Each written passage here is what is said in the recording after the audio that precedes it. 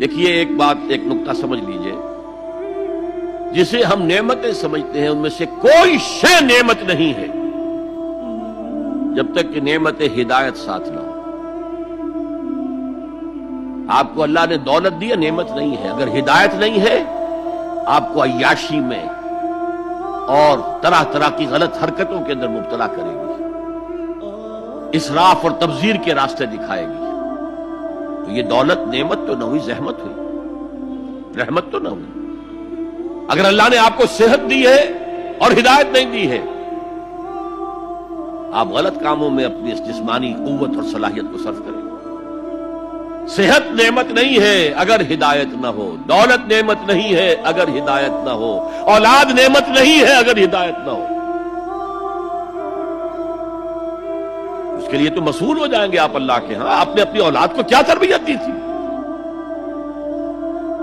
نعمت ہدایت، ہدایت ہے وہ شے اس کے ساتھ جڑ کر جو چیز آئے وہ نعمت ہے، اس کے بغیر کوئی نعمت نعمت نہیں۔ اور الہدا قرآن حکیم ہے، تو عظیم ترین نعمت قرآن ہے، خیر اعظم قرآن ہے۔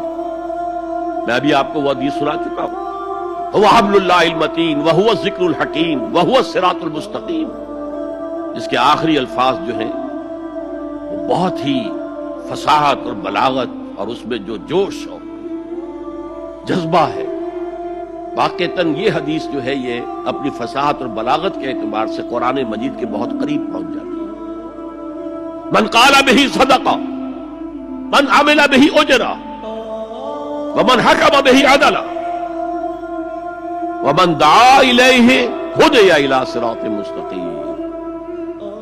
جو اس قرآن کی بنیاد پر کوئی بات کہے اس نے سچ کہا، جو اس قرآن کے پر عمل کرے اس کا اجر محفوظ ہے، اس قرآن کی روح سے کوئی فیصلہ کرے اس نے عدل کیا، اور جو اس قرآن کی طرف بلائے کسی اور کو ہدایت ہو نہ ہو اس کی ہدایت تو ہو گئی، انشورڈ۔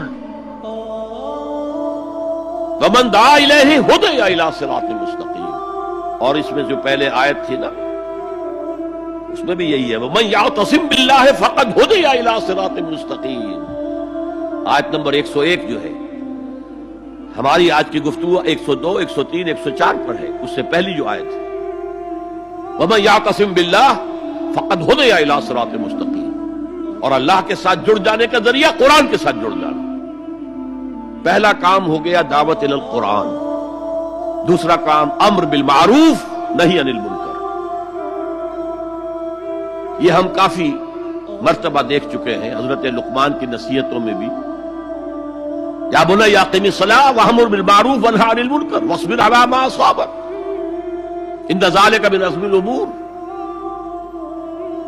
اب یہاں پر بھی وہی آیا، نیکی کا حکم دے بدی سے روکے۔